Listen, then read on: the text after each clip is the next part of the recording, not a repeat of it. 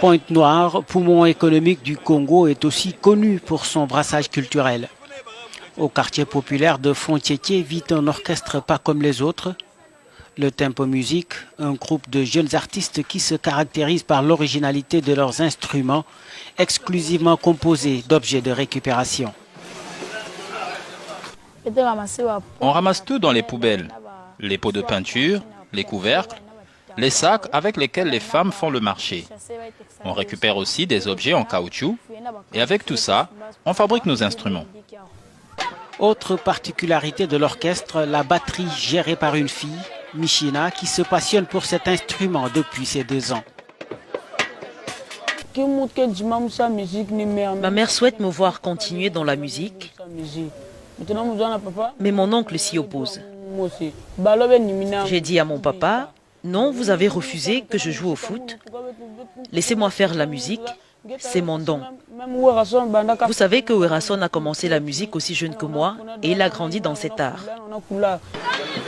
Tous scolarisés, ces musiciens profitent des week-ends et des vacances scolaires pour vivre leur passion dans les principales artères de Pointe-Noire. Et grâce à leurs propres compositions ou des reprises de grands noms de la musique africaine, ils ont réussi à conquérir leur propre public. C'est quelque chose de génie, parce qu'ils ont vraiment, avec des petits trucs seulement, ils ont su faire quand même un orchestre pareil. Les Roga ont commencé comme ça dans le quartier à Ouenzé. Donc ces enfants-là, c'est les moyens qui manquent. S'il y avait des moyens, vraiment, c'est les enfants à progresser. Et c'est justement le problème de ces jeunes qui ne gagnent qu'entre 8 000 et 15 000 francs CFA par sortie, voire 25 000 pour une invitation. Trop peu pour leurs ambitions.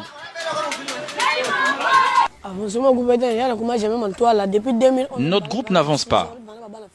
On a commencé en 2011, à l'âge de 6 ans, nous voici en 2018, mais rien n'a évolué. On a besoin d'un soutien pour jouer sur de vrais instruments comme les occidentaux. On veut aussi être connu et voyager hors du pays. Ces artistes en herbe ont déjà composé près d'une quinzaine de chansons. Ils rêvent désormais d'enregistrer un premier album et se lancer à la conquête du monde, à l'instar d'orchestres mythiques africains tels que le Wenge Musica de Werason ou encore le Quartier Latin de Koffi Olomide.